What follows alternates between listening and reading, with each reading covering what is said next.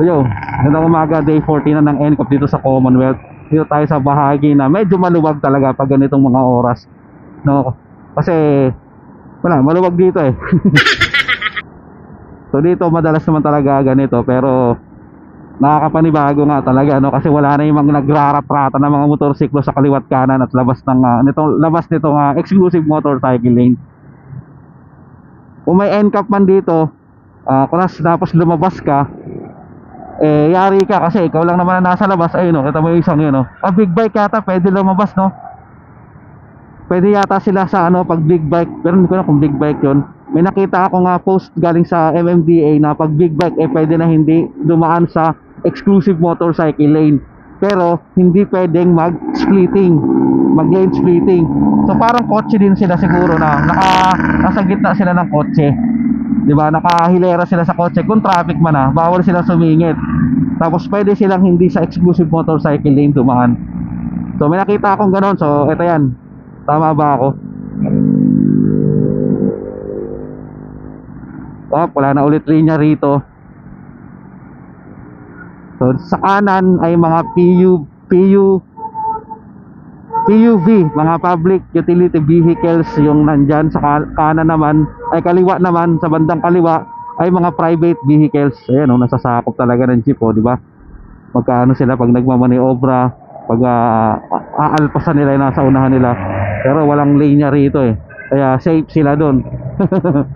Safe yon, mga ganun, kasi walang linya eh. Pwede akong kumoros over dito, walang linya eh. di ba?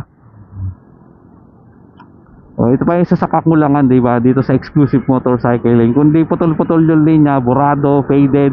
Meron pa naglilipat-lipat ng linya rito. Kasi nga, nang una, nakita nyo yung ganyang kalakihan, kalapad. Tapos bandang unahan, pinanipis nila yung exclusive motorcycle lane. Pinaliit ba?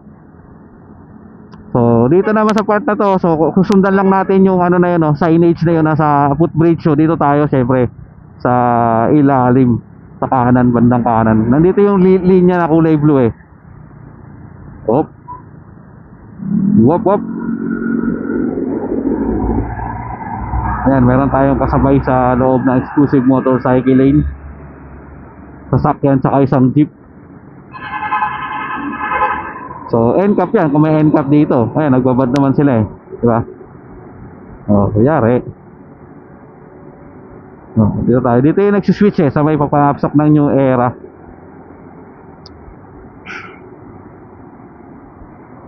Switch dito, magsiswitch ng linya.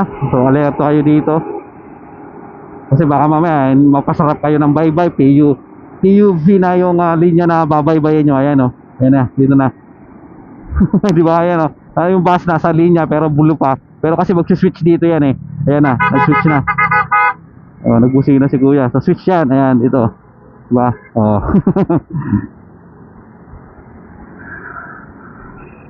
Wala, ganun talaga. So dito, mga faded na yung linya rito. Mga putol-putol, mga burado. Tapos naka-regrow pa yung kalsada. So far maalwan yung biyahe natin hanggang simula Doña Carmen hanggang dito. So iwan na lang natin sa bandang Quelcoa. So doon kasi build up yung traffic syempre, kasi circle na yun eh. So ito, nandito na yung regrove. Ngayon kay day 19 na ng day 14 na ng NCAP, ikalawang linggo ng NCAP dito sa Commonwealth.